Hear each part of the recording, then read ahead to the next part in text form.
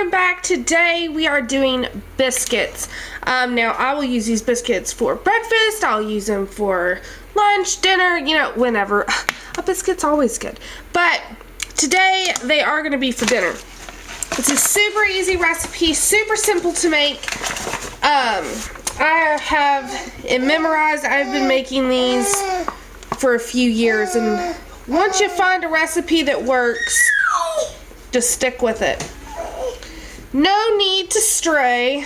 So, to start off, you want 2 cups of flour. Do you want that?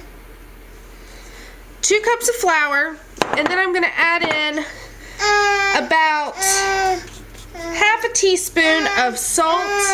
I have a baby that's trying to get up on the counter. Every time she sees the camera, she thinks that that means it's her time.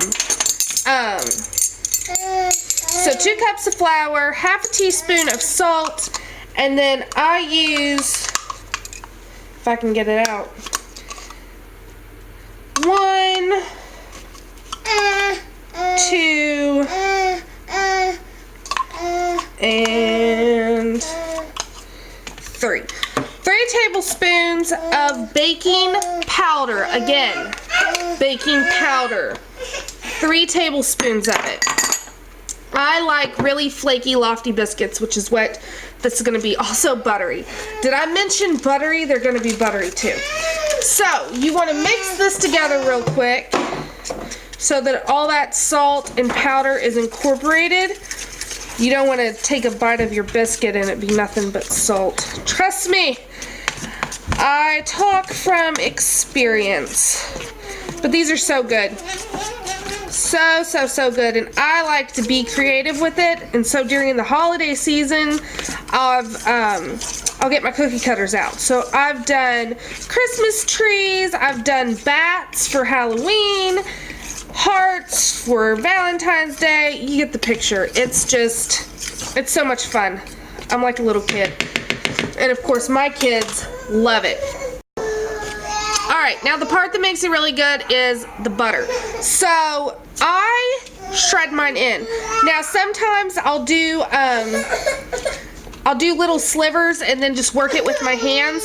I really don't like using a pastry cutter. I don't know why, but I just feel like it just doesn't get the job done as well as my hands can. So, if I can't do it this way, then I'll just use my fingers to work the butter in, but this way you can just stir in your butter. So that's just the majority of the time, this is how I'm doing it.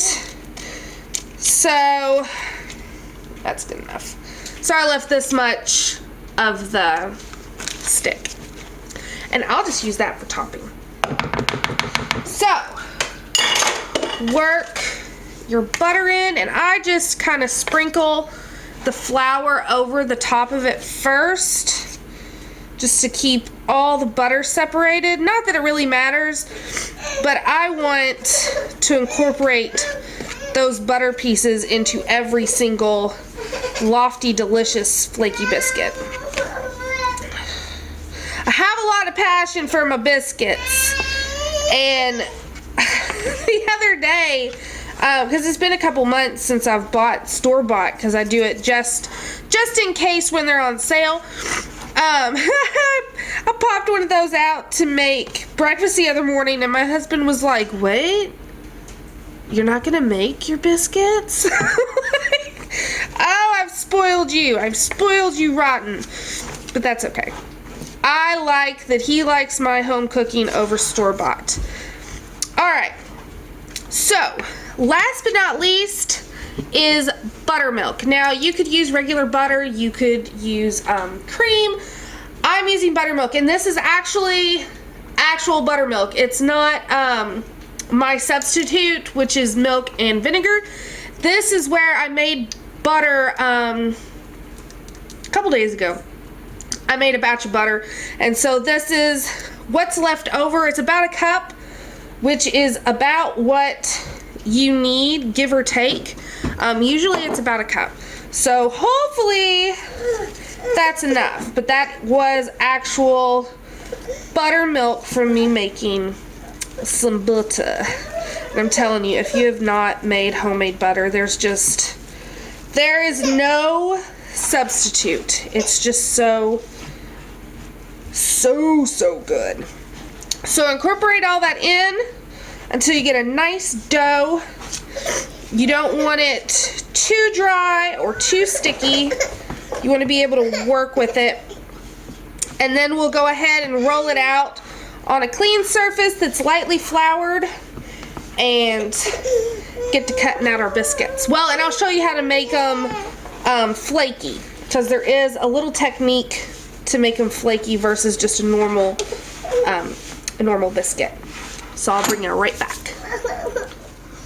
Okay, so I have a nice floured, clean surface, and I had to try to make room because I'm making turkey stock, so I have vegetables and scraps and everything everywhere. I feel like that's how it always is. Okay, so now take your dough and just plop it right there in the middle of your flour. Now, don't be too hasty to add more liquid whenever you're stirring it in, because you just need to incorporate it. Rarely, I say this, but I'm serious, rarely do I need to add any more liquid other than the cup. Now, if you do need to add, I would start like a teaspoon at a time, because you really don't want a dry biscuit. You want a nice, delicious biscuit. So, just kind of, before you start rolling, flour everything, flour your hands, work the dough a little. It won't be perfect smooth dough. You have all those little pieces of butter, and you're going to be feeling them as you're working the dough, and that is okay, because then once they bake up, you'll have those little butter pockets, and oh, so yummy. So this, all right, that's about what you want. It's not sticking anymore. And then just set it in the middle and start rolling it out. Now, if you weren't wanting to do flaky layers, then you would only need to roll this out one time and then cut out your pieces and you would be good to go. But it takes a little, oh, did I move you too much? My tripod's broke, so I gotta do it just so. But if you're wanting to put in the couple extra minutes, it really does make a really nice fluffy biscuit. Okay, so then flip it, or not flip it, fold it and roll it out again.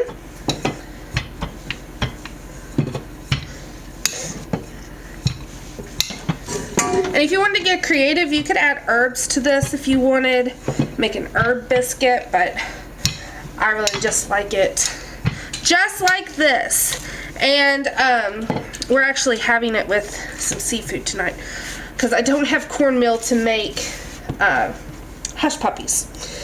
Alright, so I folded it again. Gonna roll it out one more time. Don't be too hard when you're rolling. Don't press down too hard. We want to make the layers without ruining the layers and just pushing them back in. Alright, one more. Alright, and now, again, very lightly, roll out your dough. And these will be nice lofty biscuits, so if you're wanting a wimpy little biscuit, this probably is not the recipe for you. Okay, that looks good. So then take your cutter. I have a Christmas tree. I told you I like to be festive. Cut out, if you're using a circle, don't do this. because you're going to mush all the layers together. So just up or down and up.